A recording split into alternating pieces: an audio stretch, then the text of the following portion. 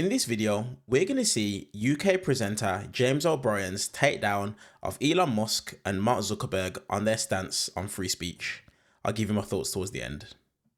Been a mad week. You know, it was only on Monday that we did Online Safety Day on this radio station and dedicated almost all of our programming to a single subject, various different angles on that single subject. But there it is. The idea that it just feels to me like it was weeks ago. I guess that's partly because of the broader news agenda. But one thing it brought home to me is the danger of thinking that because a challenge is so huge, there's no point undertaking it at all. There are two elements to this, two elements I took away from Monday's programs, not just mine, but other people's as well. The first is that they are, or we are, going to have to bring the social media operators into line. And that's a terrifying political prospect because they are so powerful. And the arrival of Donald Trump in the White House has bolstered their power to, I would argue, sort of medieval feudalist type levels. Not just Musk, who is the most obvious beneficiary of Donald Trump's presidency so far, but all of the others as well. They were all there, except, I guess, Bill Gates, actually. Was the guy from Apple there? Was Tim Cook there? I can't remember. But the rest of them are just queuing up to do his bidding and, of course, to guide his hand. And the area about which I think, and forgive me, I don't know this, but I think the area of which they are most terrified is online regulation. Not so much the Amazon guy, I don't imagine, but certainly the owners of social media platforms, so Zuckerberg and Musk, are absolutely terrified of being held responsible for what happens on their social media platforms. It's mad, really, that we've even allowed this confusion to take root, the idea that I'm not a publisher, I'm just a platform. If you come on this show and say something libelous, we get sued. If you come on this show and break Ofcom rules, I get into trouble. The ruling doesn't go up saying John in Ongar or Doris in Shepherd's Bush or Bert in Doncaster have fallen foul of an Ofcom ruling. The report comes out saying James O'Brien's show has fallen foul of an Ofcom ruling, and Daily Mail will be all over it like a cheap suit. So the idea that you can go on Facebook and encourage people to set fire to a hotel full of refugees, or you can go on Twitter and libel people or publish fake videos of things that have never happened, but the technology is such now that you won't be able to tell. And the truth, of course, has not even got its trousers on before the lie is halfway around the world. Tim Cook was there, I think. So yeah, it's probably just Bill Gates then, really. So this is the thing that makes, for me, half of the issue. It's going to have to happen. We cannot go on like this. Whether it can happen when Donald Trump is in the White House, whether the United Kingdom can do it without being part of the European Union, whether or not the political will is yet big enough. I think it is. Mine is. It wasn't until Monday. It was one of those magical moments of radio where even as the presenter, my mind changed. And I was already on the right side of history when it comes to this sort of stuff. Absolutely clear since the Farage riots in the summer that these platform owners should not be able to get away with hosting a site upon which a content can be posted by someone who ends up in jail, but the bloke who owns the platform waltzes off scot-free. It cannot go on like this because, you know, what's next? Where does it end? So the necessity of online regulation, and you can see that they're lying about it because they keep talking about free speech, claiming that it's somehow under threat in this country. They are marshalling, and you know I'm a great believer in the contempt for the con and compassion for the con, but sometimes it's hard to tell the difference. They are marshalling the forces of people, the very online right, who already believe all sorts of nonsense about everything from vaccines through to great replacement theory, which Elon Musk has been buying into this week. They are marshalling the radicalized online right, the excessively online far right, to resist attempts to properly regulate these platforms. They want to be free to continue to tell their racist lies. They want to be free to continue to post fake footage, deep fake footage, portraying the people they don't like in horrific circumstances, some of them pornographic. They want to be free to lie.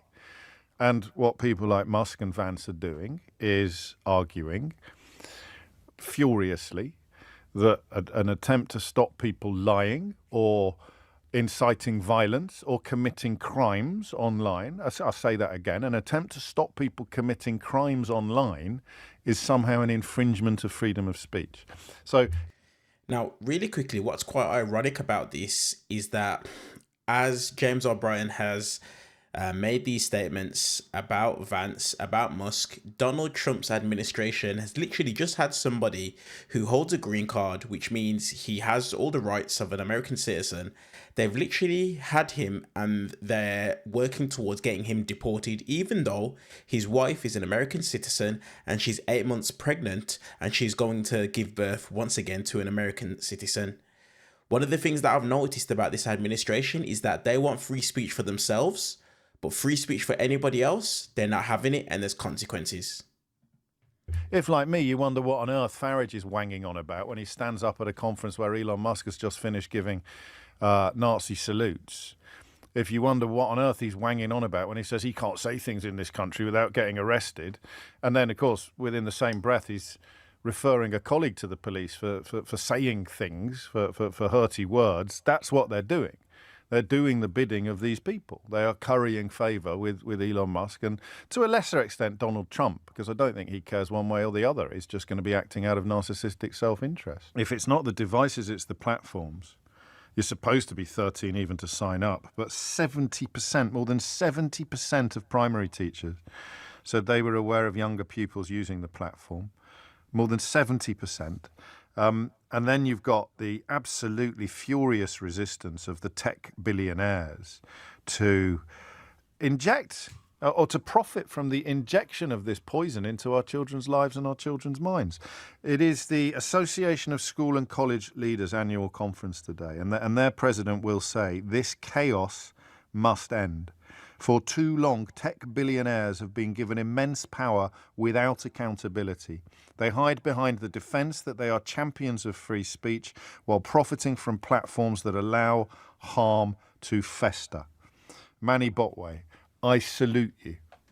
I absolutely salute you. Thank you for saying that. It has sometimes, particularly in the arena of pointing out the evil of pretending that the free speech element of this conversation is authentic. It's been a lonely old place. Somebody to put himself, head teacher of a state secondary school in Macclesfield, to put himself to front and centre, pointing out what is evident to anybody honest, that these billionaires are lying about free speech. They've got the White House in their pocket now, and they're doing it to prevent themselves from having to pay to protect our children from filth and poison online. That's it. It's that simple. You think they can't afford it? You think Mark Zuckerberg can't afford to have the biggest fact-checking and moderation program in the history of humanity on board at Meta, at Facebook? You think Elon Musk, the richest man in the world, can't afford to actually have people in place who will make sure that if there's an incitement to racist violence, it disappears in a heartbeat and the person that posted it can never get on that platform again? You think he can't afford it? Do me a favour. Of course they can. It's a combination of greed and callousness that creates the environment in which our children are essentially exposed to all manner of things that most parents don't even know about. So one of the things that is crazy about this, and that was so true from James O'Brien in that takedown of Elon Musk and Mark Zuckerberg. But unfortunately, we've seen with Mark Zuckerberg, I feel at one point he was interested in protecting the truth being told on his platform. But one of the things that we've seen in the wake of Donald Trump winning the election is that millionaires and billionaires and these big corporations are doing everything possible to cater to Donald Trump to protect their own business interests. If you take a look at what it is that Mark Zuckerberg done, He was the person who then said he's going to be removing and ending the fact-checking program that was introduced in 2016 in the wake of Donald Trump winning the election. Now, one of the things that we know about Donald Trump is the way that he's been able to be successful is that he puts so much lies out there into the world that the average person can't decipher between what's real and what's not real. And unfortunately, when looking at the facts, if we take a look at the majority of MAGA, the majority of the audience that vote for Donald Trump, we can see that these individuals are, majority of them are uneducated people. And what that means is that these are people that can't easily decipher between what's real and what's not real. Now, the problem with this is that we already knew this was the case with X. That's the way that Donald Trump won the election, because the person who owns X, he's an individual who believes in this quote unquote free speech. But what free speech means to these guys is I can put a lie out there and there's not going to be no repercussions for it. That's the reason as to why we saw someone like Elon Musk talk about loads and loads of condoms being sent to Gaza, and that wasn't the truth. And then he could just stand up there in the Oval Office and say, yeah, we're not going to get everything right. And that was as far as it went. This is a real problem. And this is going to continue to be a problem, especially with elections in the United States. But we can literally see it coming over here into the UK. But the funny part about all of this is, like I said earlier on in the video, is these wealthy individuals are all for free speech until it's something that they don't like themselves. I gave you guys the example, the individual who's got a green card, who they're trying to work on getting getting him deported from the country. We've literally seen these individuals, they're speaking about if anybody's doing protests against Israel or anything and they don't like it, you're going to be treated like a domestic terrorist just because of the fact that you're exercising free speech. So the reality is this, it's free speech for me, but not for thee. That's how it is that these guys are taking a look at it. And that's going to be a really, really big problem. A lot more people need to address this and things need to be put in place to be able to stop this. Let me know your guys' thoughts in the comment section below the video. What's your thoughts on this takedown from James O'Brien of Mark Zuckerberg of Elon Musk? Let me know your guys' thoughts in the comment section below. As usual, if you guys took value from the video, do me a favor, go below, hit the thumbs up button. And if you're brand new to the channel and you're interested in an outsider's point of view from the UK on American politics, go below, hit the subscribe button. And while you're down there, hit the thumbs up. And I'll see you guys in the next one.